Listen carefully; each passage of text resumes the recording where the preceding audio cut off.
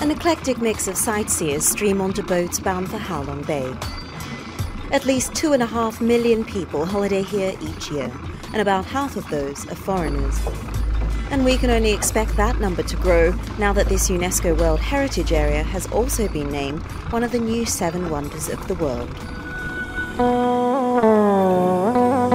But this time last year, the mood out on the water was very different. Last February, 11 foreign tourists and a Vietnamese guide drowned after their boat sank shortly before dawn. The valves connecting the junk's engine cooling pipes to the water had been left open during the night, swamping the hull. The thing with Vietnam is it's actually been one of those places until recently that's been on the safety list amongst the industry. So I think it was a little bit of paradise lost in a way. It was a little bit of shock. But obviously when these things happen, you do have to look at actually what happened. The incident in February last year was human error. Shortly before our cruise, our captain talked me through the safety checklist. There are 16 lifebuoys dotted around the decks and 6 lifeboats. Downstairs, every chair in the restaurant has a life jacket underneath, and fire extinguishers can be found in the hallways. Each cabin comes with 2 life vests, as well as an underwater light and hammer in case of emergencies. The paperwork ahead of each journey has also increased. All captains are asked to submit detailed logs to the authorities, and overnight cruises are only allowed to depart at specific times. Most boat operators have welcomed these new measures. Before we would be checked every 3 or 4 months. Now the safety inspectors come even during our cruise, meaning that at night when we are anchored, sometimes they come on boat and check the boat, check the number of passengers to see if we don't overload the boat.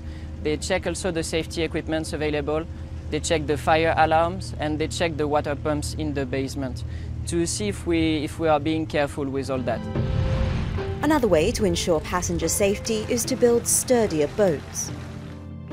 Our boat is a replica of a paddle steamer that used to be in Halong Bay in 1910, the bay. So by construction, by design, this boat is made for that.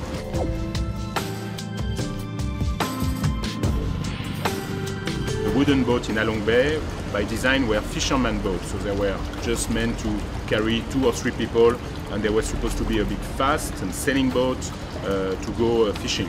So now they slowly transform this wooden junk that were small wooden boat, very charming, very elegant wooden boat, into quite large tourist boat with sometimes 10, 15, 20 cabins. So by construction, by design, this hull and this type of boat is not designed to carry so many people. So I guess at some point this boat reached the limit of what you can do with such a hull. Then you must have a different construction technique and different design. Bhaya Cruises is now building its first steel-hulled vessel called the Alcur.